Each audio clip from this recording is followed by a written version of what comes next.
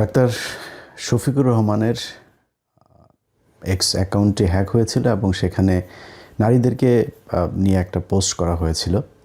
সেটা নিয়ে জামাত ইসলামের পক্ষ থেকে একটা সংবাদ সম্মেলন করা হয়েছে এবং সেই সংবাদ সম্মেলনে তারা বিস্তারিত একদম সচিত্র দেখিয়েছে যে সাংবাদিকদেরকে ডেকে নিয়েছে কীভাবে আসসালামু আলাইকুম, স্বাগত জানাচ্ছি রান্স নিউজে। আপনাদের সঙ্গে আছি আমি আরজে নীরব আহমেদ। আজকের আলোচনার বিষয়, দেশের রাজনীতি এখন পুরোপুরি পাওয়ার ব্যাংক চার্জিং মোডে। 4 গুণ চার্জ নিয়ে চলছে জীবন। ফুল চার্জ হতে হতে ভোটের দিন 12ই ফেব্রুয়ারি 2026 ঘনিয়ে আসছে আমাদের সামনে। আজ বনানীতে চায়ের ধোয়ায় তরুণদের জ্বালা শুনলেন জাইমা রহমান। আর দেশ জুড়ে চলছে অভিযোগ পাল্টা অভিযোগ ঝড়। চলুন এক বিশ্বাসে দেখি কি হচ্ছে চাটা হাতে নিয়ে। যে টেকনিক্যাল যে জিনিসগুলো এগুলো আমি দেখিও না, আমি এটার ব্যাপারে খুব বেশি এক্সপার্ট না। আমার এগুলো যারা দেখেন এবং বাংলাদেশে এখন এটা সবাই জানেন, যারা বাংলাদেশের গ্রামগঞ্জের থেকেও যারা এই যে বিভিন্ন ফানি ভিডিও করে, অনেকের ভিডিও আমি নিজেও দেখি, যেমন এই যে ফ্যামিলি এন্টারটেনমেন্ট, তারপরে অনেকেরই দেখি এই যে শীতে টুনু টুনু নিয়ে একটা গান গেয়েছে এক ভাই, ওনার ভিডিও আমি দেখি। তো স্ক্রল করতে করতে অনেক কিছুই দেখা হয়। তো এইরকম যারা একদম প্রত্যন্ত এলাকা থেকেও ভিডিও করেন, তাদেরও আমার বিশ্বাস যে সবারই একজন না একজন কারো না কারোর কাছে তারা তাদের ফেসবুক পেজ দেখভাল করার দায়িত্ব দিয়ে রেখেছেন। যে কোনো সমস্যা হলে, হ্যাক হলে, কপিরাইট খেলে, নানান বিষয়ে তারা তাদের দ্বারস্থ হন। তো আমি তাদের সাথে যতটুকু আমার যারা টিম আছে তাদের সাথে কথা বলে যতটুকু জেনেছি যে জামাত ইসলামে গতকালকে যে জিনিসটা দেখিয়েছেন এটা 100% ট্রু, যে এটা সম্ভব। ধরেন গভর্নমেন্ট কোনো ইমেল ব্যবহার করে ফেসবুক অ্যাকাউন্ট, যেমন আমার সেকেন্ড যে পেজ যেটা বাংলাদেশে দেখতে দেওয়া হচ্ছে না, সেটা কিন্তু সচল আছে কিন্তু বাংলাদেশে দেখতে দেওয়া হচ্ছে না। তো এটা গভর্নমেন্ট ইমেল ব্যবহার করে গভর্নমেন্টের পক্ষ থেকে এটা মেটাকে জানানো হয়েছে, যে কারণে এটা সম্ভব হচ্ছে না। আবার একইভাবে ধরেন কেউ যদি এটার ভালো কাজ করতে চায় সেটাও সম্ভব। ধরেন একজনের একটা পেজ কেউ একজন হ্যাক করেছে, এটা গভর্নমেন্ট ইমেল করে বা সাসপেন্ড করেছে কোনো একটা ফেক কপিরাইট করে, যেমন ইমপারসোনেশন একটা ক্লেম আপনারা করলো, তখন আপনারা এটা করে দিল, দেখাইলো যে হ্যাঁ এটার কারণে আপনার এটা শেষ। আপনি তখন গভর্নমেন্ট একটা ইমেল থেকে যদি তাদেরকে কোনো মেল পাঠান, সেটাতে খুব দ্রুত তারা রেসপন্স করে এবং খুব তড়িৎ ব্যবস্থা নেয়। তো এটাই করা হয়েছে এই জায়গাতে। তো এখন এটা অনেকের কাছে বিশ্বাস হবে, অনেকের কাছে বিশ্বাস হবে না। এটা নিয়ে আপনারা দেখেছেন যে বিশেষ করে বিএনপি তারা তো নেমেছেই, এর মাঝখানে আবার সেই শাহমাগি যারা আছে সেই শাহমাগিরা আবার রাস্তায় পাশার মধ্যে টিপটপ লাগায় তারপরে তারা নেমে গিয়েছেন। তো তাদেরকে অনেক দিন আমরা দেখি নাই মাঠে, তারা এই সুযোগ একটা পেয়ে তারপরে নেমে এসেছেন। ওনাদের ধরেন ওই যে আওয়ামী লীগের সময় এক নারী ধানের শীষে ভোট দেয় নেই দেখে, ভোট দিয়েছে দেখে এই জন্য রাতের বেলা গিয়ে 6 জন মিলে ধর্ষণ করলো। তারপরে হচ্ছে গিয়ে এই যে কয়দিন আগে মহিলাদের জামাত ইসলামের মহিলাদের পেটে লাথি মারলো, তারপরে হিজাব টেনে খুলে ফেললো। এগুলোতে কোনো সমস্যা হয় না, কিন্তু এগুলোতে কিন্তু তারা এই শাহমাগিদেরকে আমরা মাঠে দেখি নাই। এটাতে বিশেষ উদ্দেশ্যে তারা নেমে এসেছেন এবং তাদের নির্দিষ্ট কিছু আপনার অ্যাসাইনমেন্ট আছে, যে অ্যাসাইনমেন্টগুলো দিল্লি থেকে দেওয়া হয় সেগুলো তারা পালন করে। এগুলো প্রথম আলো, ডেইলি স্টার প্রমোট করেন। তো তারা আবার নেমে এটারে নিয়ে ব্যাপক আকারের একটা জল ঘোলা করার চেষ্টা চালিয়ে গেল এবং সেটাতে পাবলিকের খুব একটা ভালো সাড়া পায় নাই, খুব একটা সুযোগ সুবিধা করতে পারে নাই। কিন্তু যেটাই হোক, মনে করেন যতটুকু হয়েছে এটা নিয়ে অনেক কিছু, 2 দিনে অনেক ঘটনা ঘটলো। এখন মনে করেন জামাত ইসলামের এটা ওনারা বিশ্বাস করেন, জামাত ইসলাম সংবাদ সম্মেলন করে যেটা বলেছেন, আমি ধরে নিলাম ওনাদের দলে গেলাম কিছুক্ষণের জন্য, যে ধরলাম ডক্টর শফিকুর রহমান এই পোস্টটা তিনি করেছেন। আচ্ছা, এবার আপনি আমার বলেন সেই পোস্টে তিনি কি বলেছেন। এই পোস্টে তিনি যে কথাটা বলতে চায় সে কি মনে করেন যদি শফিকুর রহমান করেও থাকে বা যেটা লেখার চেষ্টা করা হয়েছে, সেখানে কি বলেছে যে যারা বাইরে কাজ করতে যায় সবাই পতিতা, এটা বলা হয়েছে? বাইরে কাজ করতে যায় সেসব নারীদেরকে পতিতা বানানোর চেষ্টা করা হয় বা বানানো হয়, তারা নিজেরা সবাই এটা বলা হয় নাই কিন্তু। আচ্ছা, এখন আমি যদি ওনার পোস্টকে এখন ডিফেন্ড করি, তাইলে আমি কিছু কথা বলে আপনাদের কারো পছন্দ হবে না, সেটা আপনার ব্যাপার। আমি আমার মন্তব্যটা বলি। আচ্ছা ভাই, ধরেন বাংলাদেশে যেসব নারীরা কাজ করতে যায়, এই দেশে আমি আমার অনেক মা বোন, আমার দেশের মানুষ অনেকে বাইরে কাজ করতে চায়, তারা সবাই মাঠে গিয়ে এই ইয়েতে গিয়ে বসেদের সাথে ঢলাঢলি করতে চায়, এরকম না। এখানে গুটি কিছু মানুষ আছে, কিছু নারী আছে যারা অফিসে, এরকম নারীও আছে, আমরাও তো অফিসে জব করে এসে ভাইয়া ভাইয়া আমার ভাইয়া এটা একটু দেখেন, মানে এমন করে আপনার ঘাড়ে পড়বে, বুঝাই যায় যে সে খুলতে চায়। এরকম কিছু নারী কিন্তু আবার কিছু কিছু অফিসে আছে। তো তাদের কথা বাদ, আমি ভালো নারীদের কথা বলি। আচ্ছা আপা, খালা, মা, আপনারা যারা চাকরি করেন, আপনারা চান না যে মানে আপনার ইজ্জত নিয়ে আপনি কোনো যৌন হয়রানির শিকার হবেন না, এরকম একটা সমাজে, এরকম একটা অফিসে, এরকম একটা পরিবেশে আপনি কাজ করতে চান? এটা চান তো? যদি সেটা চান, এই পৃথিবীর ভেতরে ইসলামের চাইতে সুন্দর নিশ্চয়তা এই পৃথিবীর কোন দেশ, কোন আইন, কোন আদালত দিয়েছে আমার একটু বলেন। আমাদের মুসলমান হিসেবে বাংলাদেশের মানুষের গলায় দড়ি দিয়ে মারা যাওয়া উচিত।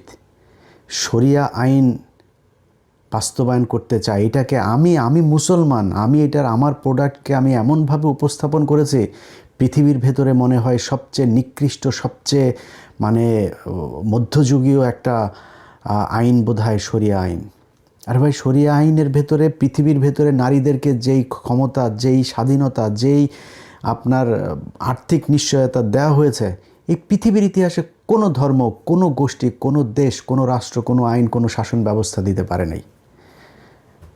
আপনি চ্যালেঞ্জ করবেন, আপনি বলেন এই পৃথিবীতে এমন কোন দেশ আছে, কোন দেশের আইন আছে, একজন নারীকে আপনি বিয়ে করবেন, বিয়ের আগে আপনাকে নির্দিষ্ট দেনমোহর করতে হবে। আমরা আমাদের দেশে দেয় না, মাপ চায়, তারপরে বলে ওকে ঠিক আছে, যে ওরাও জানে, মানে এটা আমরা এই শরিয়ার এই ইয়েটাকে আমরা এমনভাবে ব্যবহার করেছি যে কারো যদি একজন ডিভোর্স হয় তখন সে টাকাটা পাবে, ওই দর কষাকষি করে যে 30 লাখ 50 লাখ, এখন তো কোটি টাকায়ও দেনমোহর হয়, দেয় না কেউ, না দিয়ে কী করে ওইটারে, ওই যে যখন ডিভোর্স হয় তখন ওইটারে নিয়ে এক গুতাগুতি শুরু হয়, হ্যাঁ এই টাকা এখন দিতে হবে।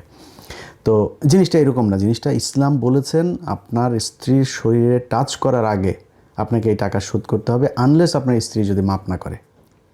যদি মাপ করে দেয় সেটা ঠিক আছে। আচ্ছা, এখন আমাদের সবাই ওইটাই করে। যাই হোক, এই পৃথিবীর কোন আইন বলেছে যে আপনার স্ত্রীকে টাকা দিয়ে বিয়ে করতে হবে? আমার পাশের দেশে যান, একজন দরিদ্র মানুষ তার মেয়ের বিয়ে দিতে পারে না যৌতুক দেওয়ার কারণে। আমার দেশেও তাদের দেশের থেকে এগুলো সংক্রামিত হয়েছে। পৃথিবীর কোন দেশ আছে একজন নারীকে তার স্বামীর সম্পত্তি দিতে হবে, তার বাবার সম্পত্তিও দিতে হবে? এই পৃথিবীর কোন আইনে এইটা বলা আছে আমারে বলেন।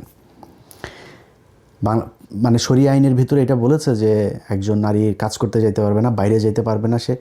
আরে ভাই, কোনো নারী যদি তার চোখ মুখ সব বন্ধ করে, ইসলাম আপনাকে বলেছে আপনি আপনার মুখমণ্ডলে এটুকু আপনি খোলা রেখে আপনি বাইরে যেতে পারবেন। যদি আপনি বেটার করতে চান, আপনি পুরো শরীর ঢাকেন, সেটা আপনার ব্যাপার, আপনাকে করে নেই, আপনি কাজ করতে যেতে পারবেন। ইসলাম আপনাকে যুদ্ধ করার সুযোগ দিয়েছে, যুদ্ধ করেছে আমাদের নারীরা, কোনো সমস্যা নেই।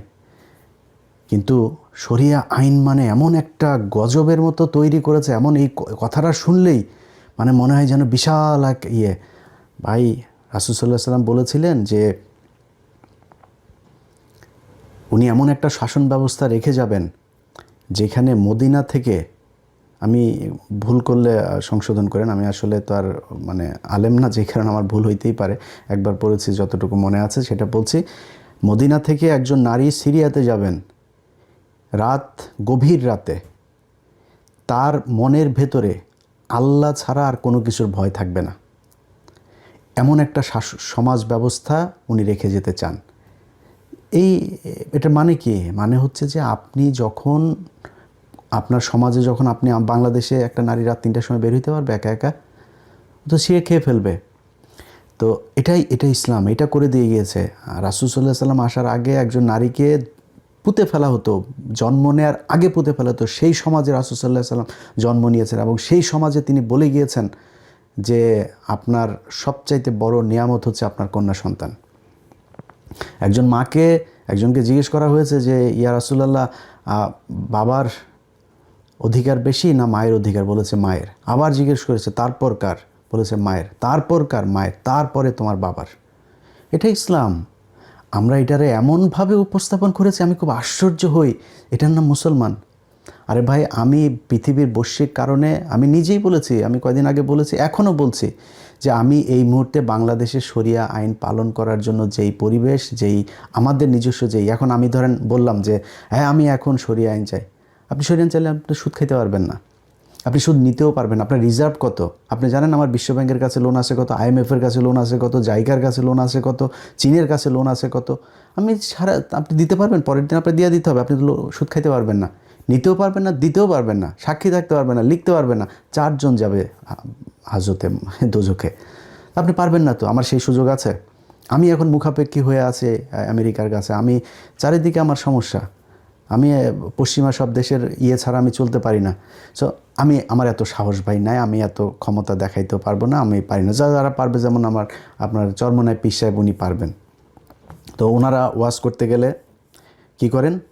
নারীদের পর্দা, নারীদের পর্দা। আরে ভাই, সূরা নূরের ভেতরে যেখানে আপনি এই পর্দার কথা বলা আছে, সেই পর্দার কথা বলার যে আয়াতে বলেছেন নারীদেরকে পর্দা করতে হবে, তার আগের আয়াতে, রিপিট, তার আগের আয়াতে বলা আছে আপনি পুরুষকে পর্দা করার কথা, আমার দৃষ্টি অবনত রাখার কথা বলা হয়েছে নারীকে দেখলে। আপনি দেখেন না তারে, কেউ যদি হয়ে থাকে, সে তারটা করেছে, সে তারটা ভায়োলেট করেছে, আল্লাহ বলেছেন তাকে পর্দায় থাকতে, সে থাকে নাই, আপনি থাকেন, তাইলে তো হয়ে যায়। আমি তো আমেরিকায় আমি তো দেখি কোনো পুরুষ তো মেয়ে মানুষের দিকে তাকায় থাকে না। আমি মানে এগুলি রাস্তাঘাটে দেখি, বুঝছেন, বুড়া বুড়া মানুষ, বিশেষ করে জ্যাকসন হাইটে গেলে বুড়া বুড়া মানুষ অ্যাঙ্গেলে ট্যাঙ্গেলে হালকা করে একটু ঘষা লাগানোর চেষ্টা করে। এটা আমাদের বেটারা করেন, এই আমেরিকার বেটারা করে না তো। এগুলো কি ন্যাংটো হয়ে আসে না কি হয়ে আসে, তার কেয়ারও করে না, সে তার মতো নিচের দিকে তাকায় আছে, বই পড়ছে, ফোন দেখছে, কেয়ারও করে না। তো আপনি এরকম করেন, সমস্যা কোথায়? সব চাপাই দিতে হবে মেয়ে মানুষের উপরে। তো ওনারা এই মেয়েদের নিয়ে এগুলো বলে, যার সমস্যা তারা আপনি ঘরের মধ্যে নারীকে আটকায় রেখেও তারা ঠিক রাখতে পারবেন না। কেন পারবেন না? ধরেন এই যে চরমনের 2 জনের কথাই বলি, একজন হচ্ছে সিদ্দিকুর রহমান কুয়াকাটা, নাম সিদ্দিকুর রহমানই তো বোধহয়, হ্যাঁ, আর ওর ভাইয়ের নাম হচ্ছে হাবিবুর রহমান। এই 2 ভাই আপনি ইউটিউবে সার্চ দিয়েন, আবু বকর নামে একজনের বউরে এই সিদ্দিক করে নিয়ে আসছে, আপনার ভাগায় নিয়ে আসছে। তাও ভাগায় নিয়ে আসছে না, তারে নিয়ে বিয়ে না করে দীর্ঘদিন তারা আপনার ছিল, এবং এখনও বিয়ে করেছে কিনা এটার নিশ্চয়তা নাই। সেই মহিলাকে এই আবু বকর সাহেবের স্ত্রীকে নিয়ে আপনি ইউটিউবে সার্চ দিবেন যে আবু বকরের স্ত্রীকে ভাগিয়ে নিল কুয়াকাটা, দেখেন ওইখানে আছে। এই হাবিবুর রহমান মিসবা এই আরেকজনের বউরে নিয়ে আসছে। তো তারা কাদের বউকে নিয়ে আসছে? রাস্তায় বেপর্দা এক মেয়েকে নিয়ে আসছে, আরেক আলেমের বউকে নিয়ে আসছে, যার কিনা মুখ থেকে নাক চোখ কোনো কিছু দেখা যায় না। তা আপনি তো পর্দা করে, ওই নারী তো আপনার হাত থেকে বাঁচতে পারে নাই, ওই মহিলার হাজব্যান্ড আপনার হাত থেকে বাঁচতে পারে নাই, তার বউকে আপনি নিয়ে আসেন, ছোটো ছোটো বাচ্চা রেখে সেই মহিলা চলে এসছে আপনার কাছে। তো আপনার কাছে পর্দা করে লাভটা হইলো কি? কারণ ওনারা এটারে ব্যবহার করেন। কেউ যদি শরীয়তকে ব্যবহার করে নিজের মতো করে নারীদেরকে করতে চায়, সৌদি আরবে বাংলাদেশের একজন মানুষ যায় যদি না কিছু চুরি করে, তার আপনি হাত কেটে দিবেন। কিন্তু সৌদি আরবের একজনের মেরে ফেললেও তার কোনো বিচার নাই। ঘরে কাজের বুয়া নিয়ে একটারে করলে সেটারও কোনো বিচার নাই। ওনাদের জন্য আবার আলাদা, এটা আবার কাস্টমাইজ করে শরিয়া আইনকে তারা তাদের মতো করে ব্যবহার করে। ওইটা তো ইসলাম না। ইসলাম কোরআন যেটা বলেছে সেটাই ইসলাম। এর বাইরে পৃথিবীর কোন দেশ ইসলাম, কোন হুজুর কেমনে কি ব্যবহার করলো, ওইটা আমার দেখার বিষয় না। কোরআনের বাইরে শরিয়ার কোনো কিছু নেই।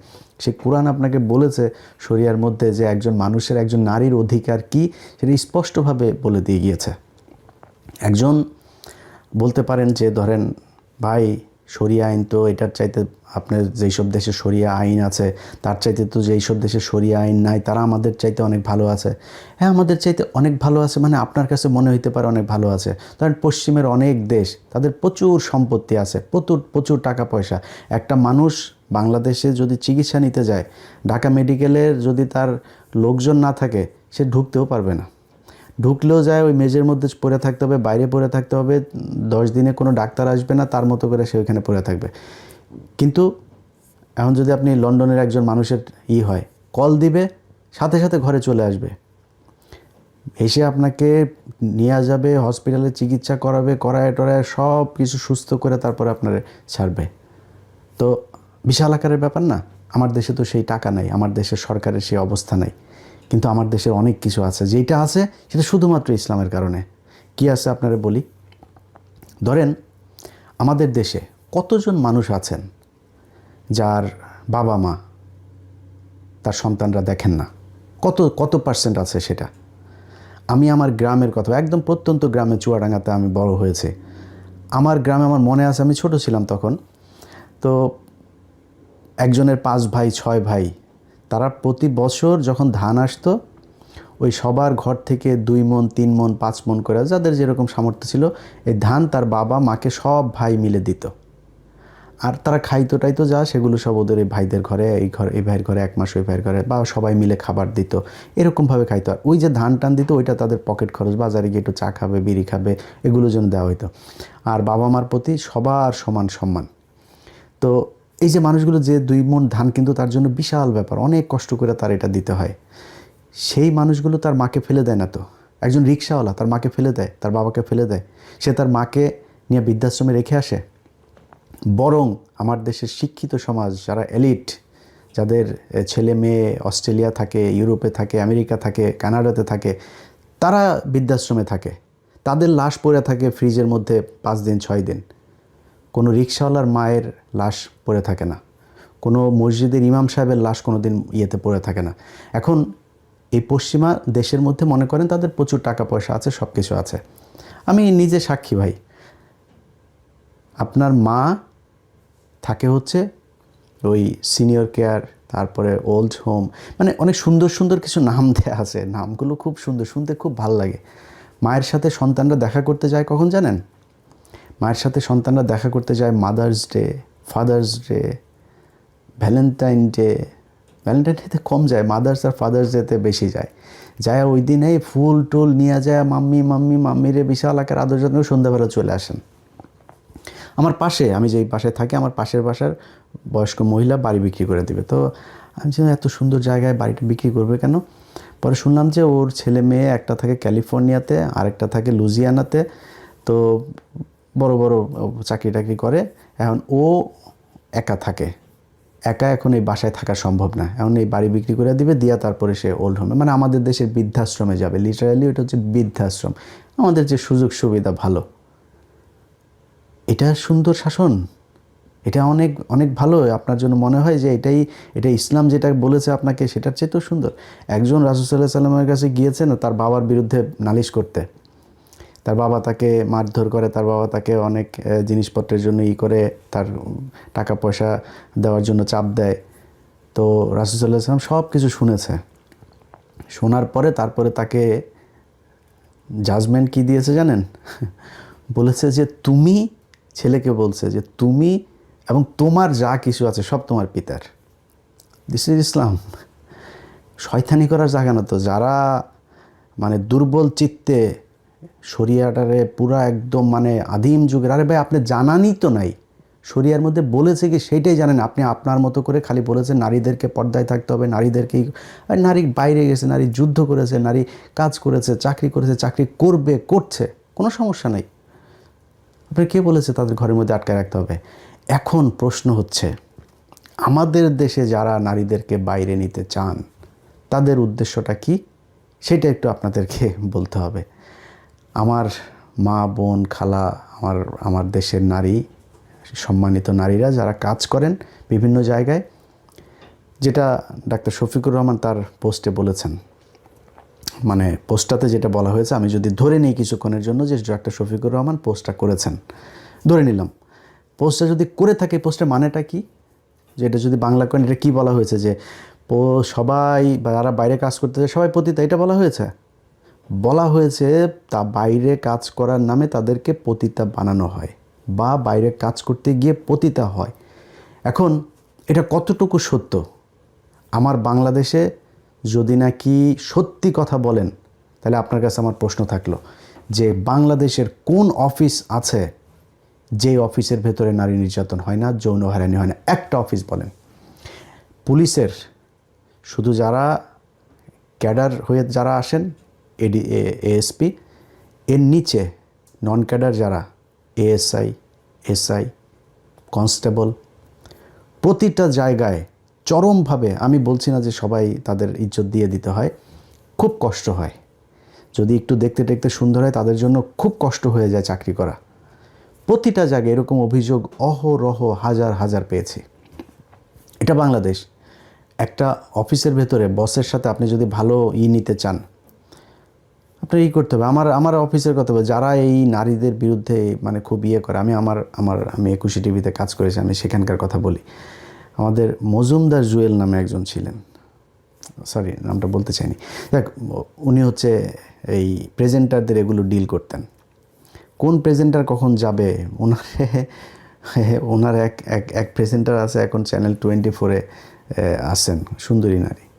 তো সেই সুন্দরীরে ওনার ওয়াইফ সোনার গায়ে গিয়ে ধরে সেখানে কলার মলার ধরে জুতা টুতাও মারছে। এগুলো অনেক কাহিনী টাহিনী এগুলো এই আমাদের এখানে ঘটছে।